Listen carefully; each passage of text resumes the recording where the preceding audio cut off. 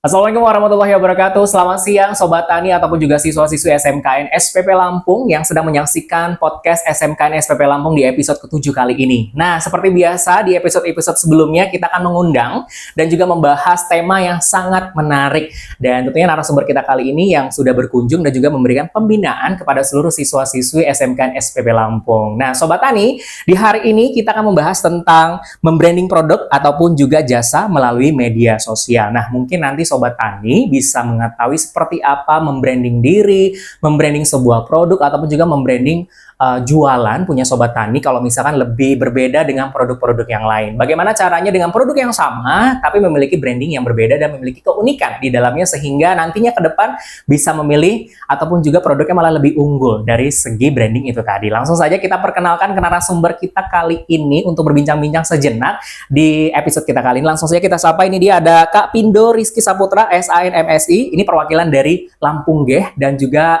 salah satu akademisi di salah satu kampus yang ada di Provinsi Lampung. Langsung aja kita sapa. Assalamualaikum. Selamat siang Kak Pindo. Waalaikumsalam. Apa kabar? Alhamdulillah. Oke, by the way terima kasih banget SMKN SPP Lampung sudah dikunjungi oleh Lampung Geh dan juga sudah diberikan materi pembinaan yang begitu bermanfaat untuk siswa-siswi SMKN SPP Lampung yang tentunya ini nggak bisa didapatkan dari guru-guru sini, tapi tentunya ini memang harus dari ahlinya yang ada di luar untuk berkunjung ke SMKN SPP ini. Jadi kita bahagia banget untuk bisa Lampung Geh kita datangkan gitu ya. Oke, Kak Pindo, sebelum kita bahas lebih jauh tentang branding diri ataupun juga branding untuk sebuah produk yang akan kita pasarkan dan lain sebagainya, kita mungkin lebih ulik untuk sejenak Lampung Geh terlebih dahulu nih ya. Karena kan mungkin banyak Sobat Tani ataupun juga siswa-siswi SMKN SPP Lampung ada yang sudah mengetahui ataupun yang belum follow Instagram Lampung Geh. Nah, ini mungkin bisa dijelasin. Lampung Geh ini sudah sejak kapan nih, Kak Pindo? Sebenarnya kami itu kan lahir dari media sosial, salah satunya yaitu Instagram. Instagram ya. Nah, mulai ada akun ini itu tahun 2012 sebenarnya. 2012, Ya. oke. Kalau dibilang keisengan ya keisengan lah. Namun dalam hal ini sebenarnya lebih ke penyaluran hobi sih. Dari akun Lampung Geh itu sendiri tadinya hanya sekedar hobi-hobi fotografi di tempat-tempat wisata gitu kan, terus ada kiriman-kiriman dari netizen gitu kan yang kita repost ulang, tag. Tapi dari situ mungkin kita mulai melihat bahwasanya memang media sosial ini merupakan sebuah peluang ya untuk kedepannya. Betul. Gitu. Tapi kami juga sebenarnya sempat mengalami kendala yang membuat kami pada saat itu sempat ya lanjut atau tidak gitu. Kami karena ada posisi di bawah waktu itu tahun ya. 2015 sekitaran 2015 itu akun kami kena hack. Ya, Lampung Geh sempat kena hack, kena bajak gitu. Makanya sekarang kalau teman-teman lihat Lampung Geh ini yang tadinya Lampung, sekarang itu U-nya ada 2 Lampung. Nah, itu karena kami kena hack pada saat itu dan itu juga menjadi pengalaman terbesar bagi kami sehingga kami sudah mulai melek gitu dan CEO beserta tim pada saat itu sudah mulai melek untuk menjadikan Lampung Geh ini berizin resmi membuat CV dan PT hingga hari ini. Oke, karena memang prosesnya panjang gitu ya. Ya, dari awal memang hanya platform kecil, hanya untuk meluapkan hobi dan lain sebagainya. Pada akhirnya ya walaupun naik turun, tapi memang sekian akhirnya perjalanan itu makin banyak nih followernya, makin banyak pengikutnya untuk lebih dalam lagi untuk mengetahui Lampung Geh itu tadi. Karena selalu up to date kalau saya lihat dari Lampung Geh ini ya. Kita belum tahu aja tiba-tiba udah postingan terbaru seperti itu. Nah, sejauh ini mungkin namanya sebuah usaha ataupun juga jangankan orang yang jualan, yang seorang sosial media ini aja kan terkadang ada tantangannya tersendiri, ada naik turunnya. Nah, tantangan terbesar apa yang pernah dilalui oleh Lampung Geh sehingga mempertahankan itu benar-benar sulit banget gitu? Tantangan terbesar sejauh ini apa nih Bang Pindo? Ya kalau berbicara tentang tantangan itu kan banyak sekali ya. Apalagi sekarang banyak sekali platform sosial media yang lebih besar. Platform di media sosial dan aturan mainnya beda-beda kan. Betul. Dan yang paling utama kita memang harus update referensi sih. Referensi, cari banyak tahu gitu kan. Makanya kita selalu belajar dari perkembangan-perkembangan terkini gitu. Tapi kalau berbicara tentang apa sih tantangan terbesarnya gitu, sebenarnya kalau tantangan terbesarnya adalah konsisten gitu. Konsistensinya itu ya. Kembali ke diri masing-masing. One day one post. Yes, gitu kan. Untuk konsisten menciptakan sebuah konten itu kan, bukan hanya konten yang asal-asalan, tentunya itu kan butuh namanya proses gitu kan. Dari sampai turun ke lapangan, editing, dan sampai ke masyarakat gitu kan, dikonsumsi.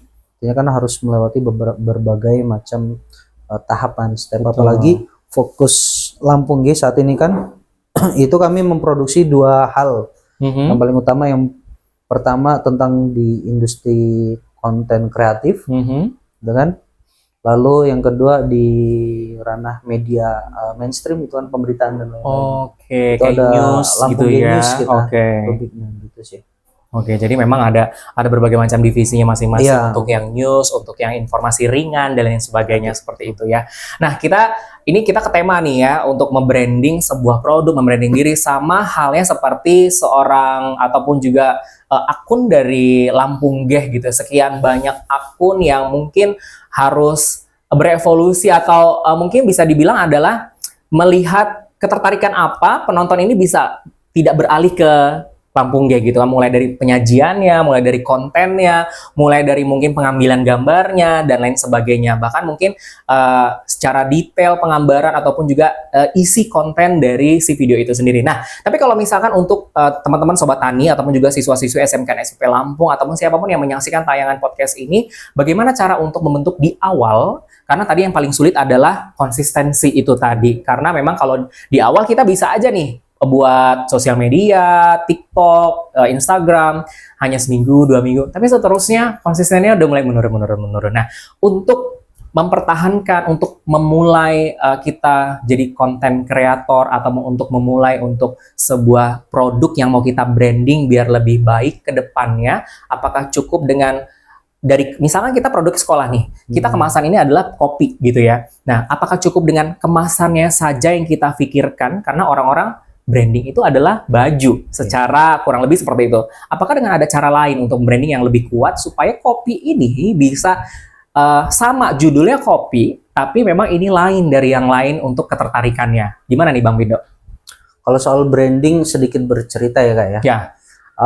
Lampung G itu kan kalau kita kenal itu kan merupakan akun yang sifatnya luasnya untuk provinsi Lampung ya, wilayah ya Lampung. Sedangkan banyak juga informasi-informasi dari luar tingkat nasional maupun informasi update itu juga kami post di Lampung.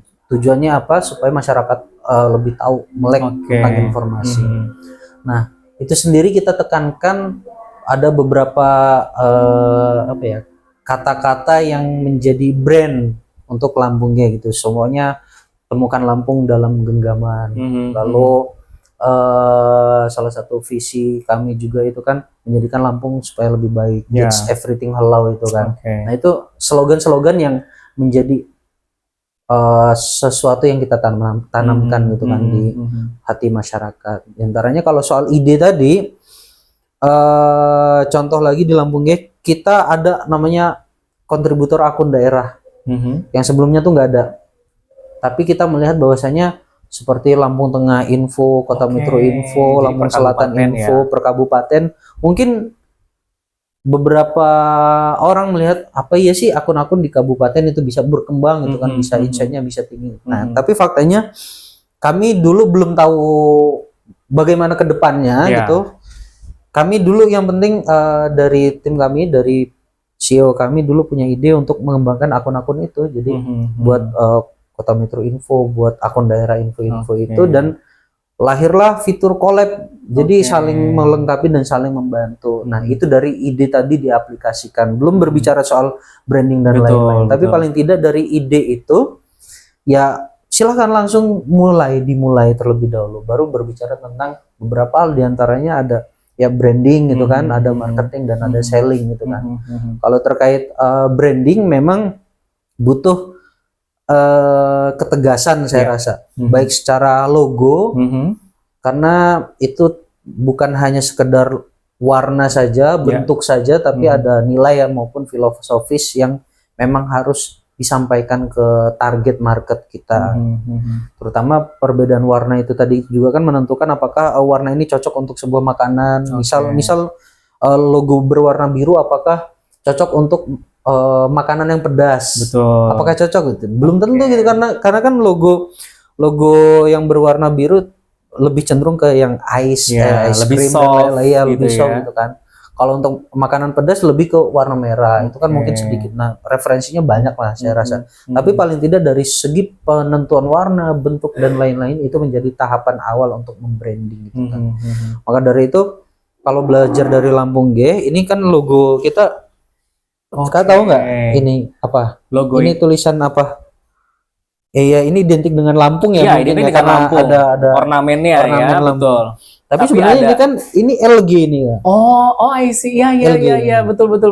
Tapi untuk menunjukkan, untuk mempromosikan bahwa LG ini adalah Lampung, ini kami butuh waktu gitu kan. Betul. Karena kita harus menuliskan ini Lampung G sebelumnya, tapi kami mencoba konsisten dan berjalannya waktu, orang-orang tanpa melihat ini tulisan Lampung G, orang baru kenal ini Lampung. Kalau ini logo Lampung G. Walaupun ada beberapa instansi pemerintah yang tahu ya.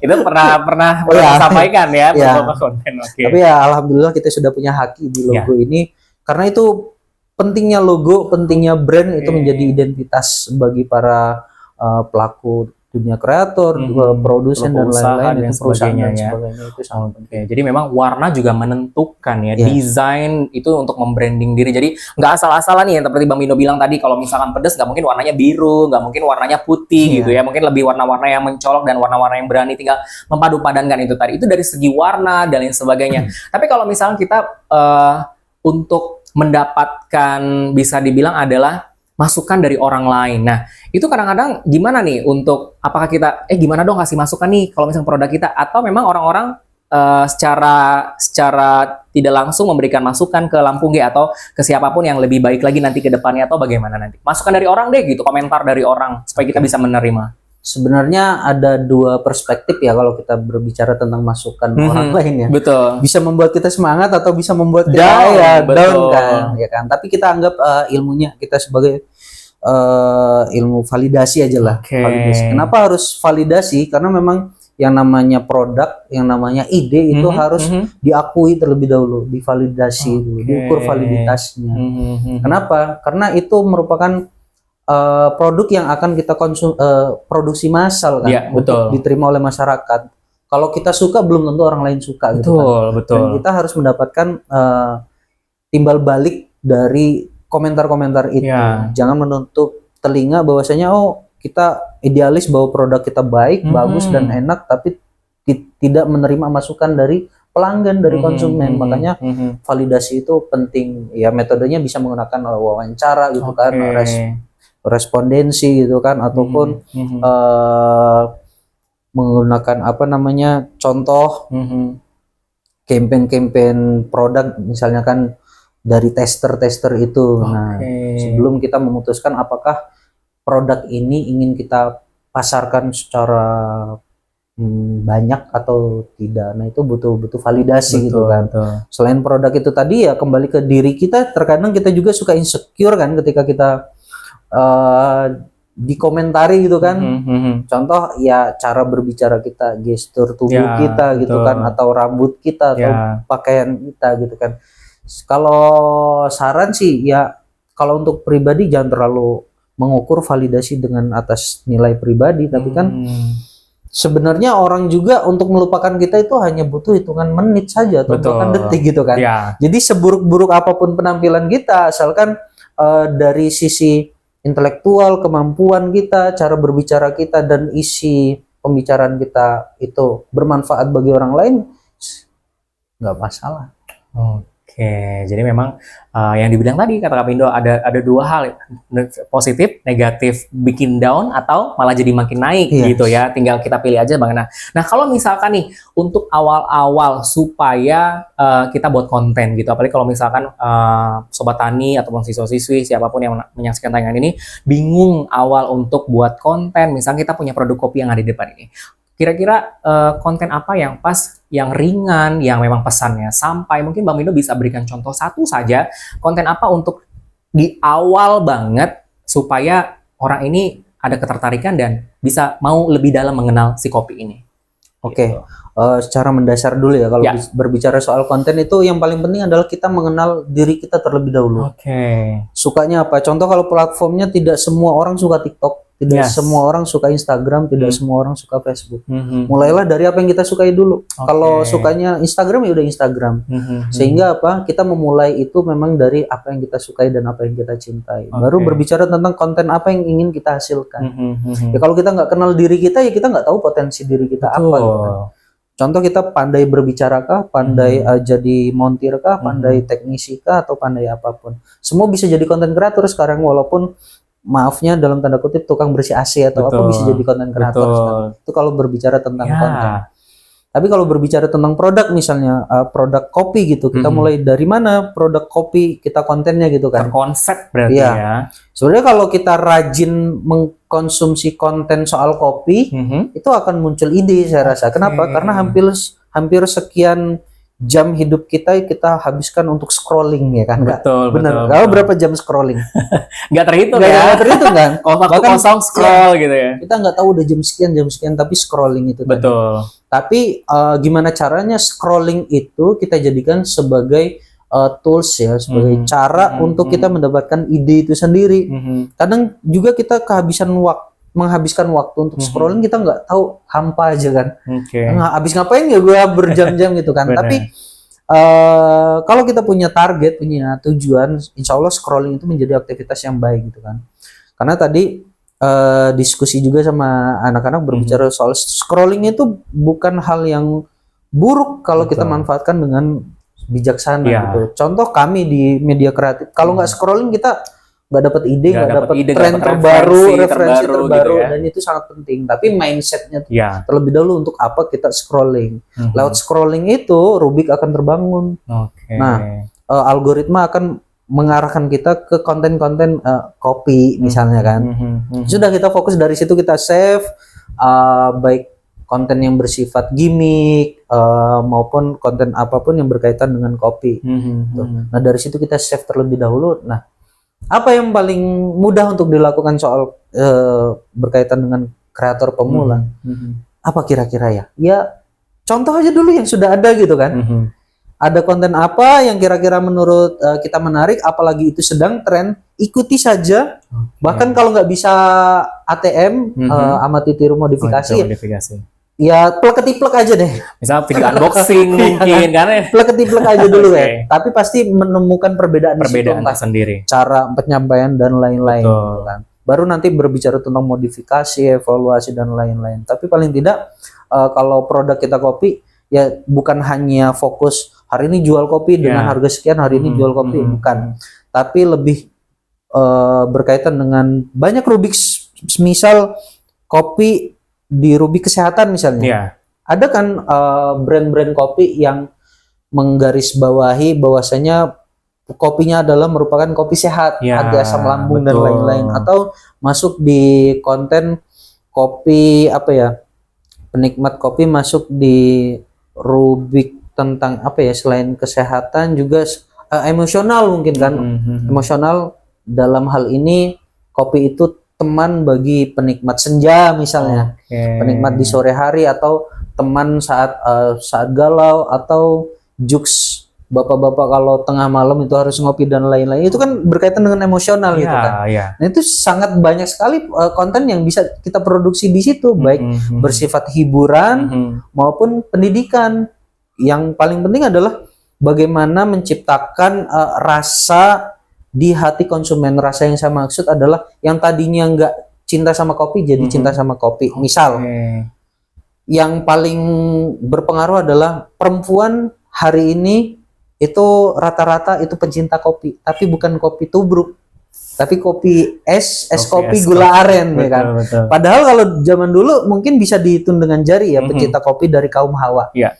Tapi pencinta kopi dari kaum Hawa ini sudah sangat banyak sekarang, dan seolah-olah kalau capek dikit, galau dikit, nongkrong dikit harus kopi gitu kan. Dengan kopi berbagai macam sajian ya sudah dimodifikasi. Kalau dulu enggak kan. Nah, jangan-jangan itu merupakan bagian dari proses branding itu tadi dimana otak manusia terdistrak bahwasannya memang ya harus ngopi gitu kan. Betul. Padahal kalau bicara soal ngopi belum tentu para perempuan itu suka americano misalnya kan, begitu kan.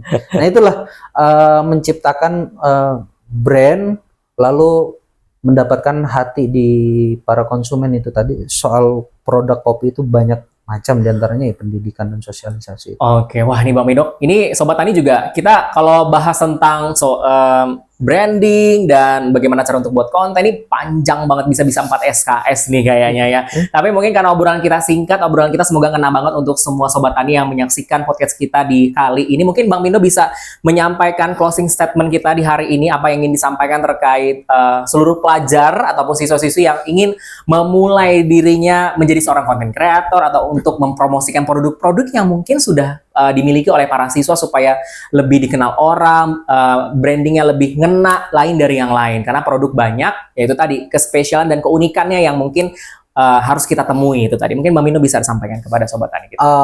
Kalau statementnya yang paling penting adalah mulai aja dulu gitu kan. Mulai aja dulu secara singkat. Tapi paling tidak secara histori mulai aja dulu adalah pernah kami alami diantaranya dari segi konten, akun, media maupun produk itu banyak sekali ide-ide ataupun gagasan yang kami tidak mulai. Lampung G maupun produk-produk jasa yang kami lakukan pada saat ini adalah bentuk dari implementasi ide. Tapi kalau berbicara tentang ide apa yang tidak diimplementasikan itu ternyata banyak gitu, dan wah nyesel gitu. Jadi ya kalau ada ide ya mulai aja dulu, lakukanlah dulu. Nanti keburu orang lain yang melakukannya, kita hanya bisa menyesal gitu kan. Jadi sebenarnya kami juga banyak beberapa hal yang belum sempat kita lakukan di Lampung G gitu sendiri maupun pribadi juga ya. Sebenarnya sempat terbesit, coba waktu itu kami yang memulai, coba kami yang melakukan. Jadi mulai aja dulu. Hal-hal itu yang jadi koreksi untuk kita ke depannya ya.